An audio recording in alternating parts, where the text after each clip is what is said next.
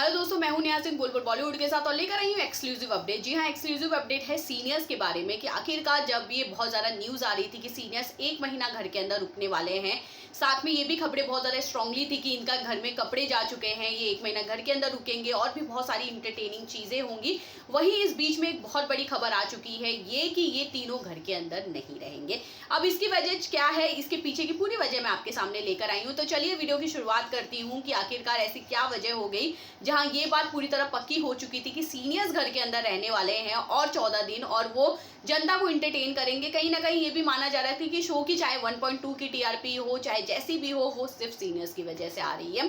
तो चलिए आपको बता देती हूँ कि आखिरकार वजह क्या हुई है। जहां पे ये माना जा रहा है कि गौहर खान को कंटिन्यू किया जाता था शो के अंदर एक लीडरशिप के इसमें, वही ऐसा नहीं हुआ है, बल्कि जो तीनों सीनियर्स हैं वो आज फिल्म सिटी से निकल चुके हैं और वो शो को कंटिन्यू नहीं कर रहे हैं, बल्कि उन्होंने अपने 2 दिन का जो शूट है, जो आपको टेलीकास्ट ट्यूसडे और वेडनेसडे को होते हुए नजर आएगा, वो ऑलरेडी उन्होंने शूट कंप्लीट कर लिया है। ये डिसाइड हो चुका है कि कौन से लोग हैं जो कंफर्म लिस्ट में जाने वाले हैं और कौन से लोग हैं जो अभी भी डाउट में है, और जनता के हाथ में भी शायद से दे दिया जाए कि कौन निकल सकता है। अब इसके पीछे की सबसे बड़ी वजह ये मानी जा रही है क्योंकि जब ये बिग बॉस हाउस में गए थे तब इन्हें सिर्फ 14 दिन की बात की जा रही थी और इस हिसाब से तो ऑलरेडी एक तरह से 15 से 20 दिन होने आ रहे हैं। और इस तरह से ये तीनों भी, जहां पे गौहर की अगर मैं बात करूं तो ये मेंटली प्रिपेयर थी कि ये सारी चीजें बढ़ाई जाएंगी, पर अगर मैं सिद्धार्थ और हिना की बात करूं तो इन दोनों ने साफ तौर पे इस शो को कंटिन्यू करने से मना कर दिया क्योंकि बाहर इनके ऐसे बहुत सारे प्रोजेक्ट्स हैं जो इनका इंतजार कर रहे हैं और ये नहीं चाहते हैं कि इस घर में रहकर वो अपने उस सारे प्रोजेक्ट्स को कहीं ना कहीं टाटा बाय बाय कर दे, क्योंकि कोरोना के चलते भैया प्रोजेक्ट्स ही मिल रहे हैं, वही बहुत बड़ी बात है।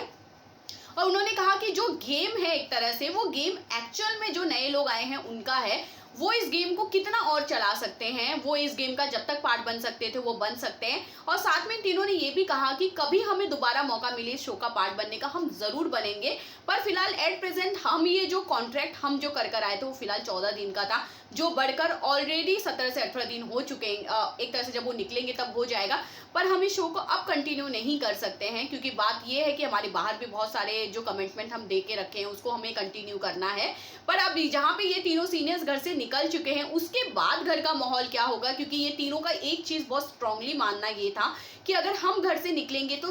किस तरह का ये गेम प्ले करेंगे, क्या ये इनको जब गाइड करने के लिए नहीं रहेंगे तो क्या ये सच में अपना दिमाग लड़ाएंगे। तो हम तो ये कह सकते हैं कि अब लोग धीरे धीरे अपने एक तरह से कंफर्ट से कहीं ना कहीं बाहर निकल रहे हैं, अपना गेम अब इनका दिखाने की बारी आ चुकी है क्योंकि जितनी टीआरपी थी ये तीनों ऑलरेडी शो को दे चुके हैं और एंड ऑफ डे तो ये शो बिग बॉस 14 के कंटेस्टेंट का है। ये तो लोगों ने इनको गाइड करने आए थे, शायद से ऐसे बहुत सारे सीनियर्स घर के अंदर आते रहेंगे, जहां ये माना जा रहा है कि विकास गुप्ता भी बहुत जल्दी घर के अंदर आएंगे। तो ये सारे जो लोग हैं ये सिर्फ गाइड करने आ सकते हैं, शो चलाना end of day big boss 14 के कंटेस्टेंट को है। तो आप कितना ज्यादा एक्साइटेड हैं बिग बॉस 14 के ये जो रियल कंटेस्टेंट है अब इनका गेम रियल में देखने के लिए, और आप कितने ज्यादा सैड है कि ऑलरेडी फाइनली जो भी सीनियर्स थे वो घर से जा चुके हैं? प्लीज कमेंट करके जरूर बताएगा। बाकी खबरों के लिए इसी तरह बने रहिए बोलबोल बॉलीवुड के साथ।